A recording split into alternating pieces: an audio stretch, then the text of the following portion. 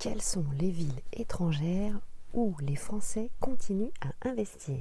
Bonjour à toutes, bonjour à tous, ici Sophie Vergès, je vous souhaite la bienvenue sur ce nouvel épisode de podcast où nous allons voir aujourd'hui, eh bien, vous l'avez compris, où investir en immobilier et quelles sont les villes à l'étranger les plus prisées par vous en tant qu'investisseur français.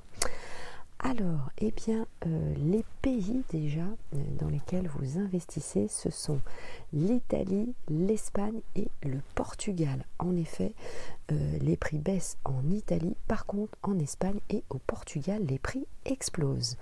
Les informations qui vont suivre sont issues du site internet surffinance.com et vous pouvez retrouver évidemment les informations en détail. Je vais vous donner évidemment les plus importantes ici. Alors, nous allons voir cela en deux points.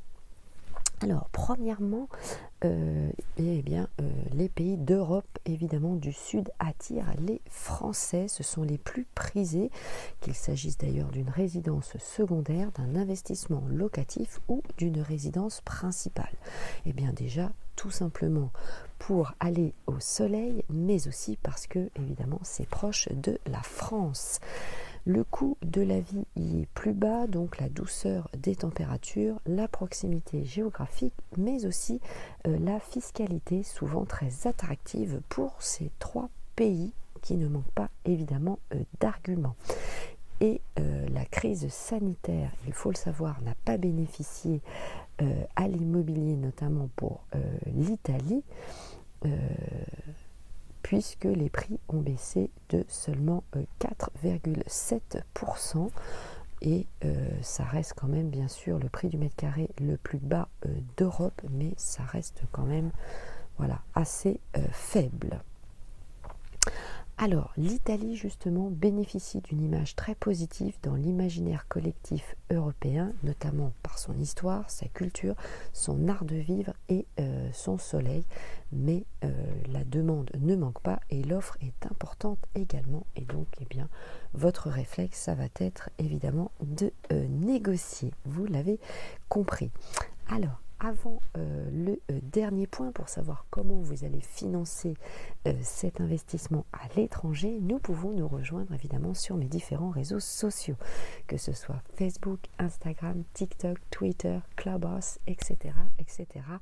Eh bien, nous aurons le plaisir de converser ensemble.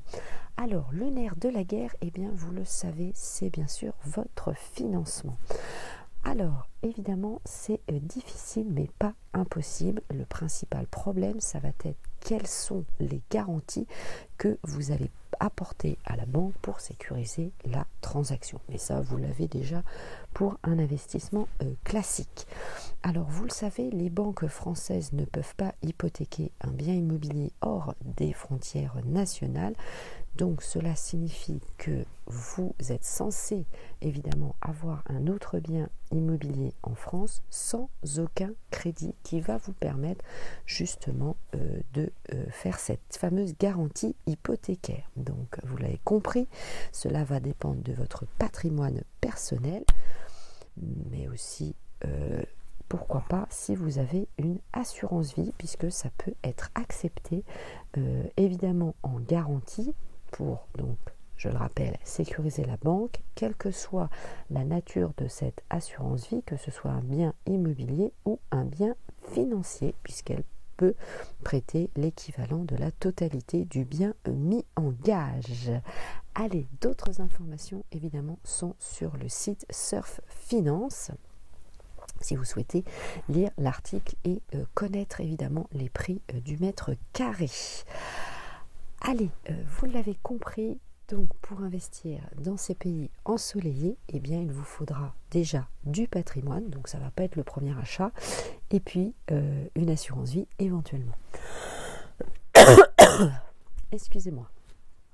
Allez, je vous souhaite bien sûr un bon investissement. Merci de m'avoir suivi jusqu'au bout. Je vous dis ciao, bye bye et à très bientôt en commentaire.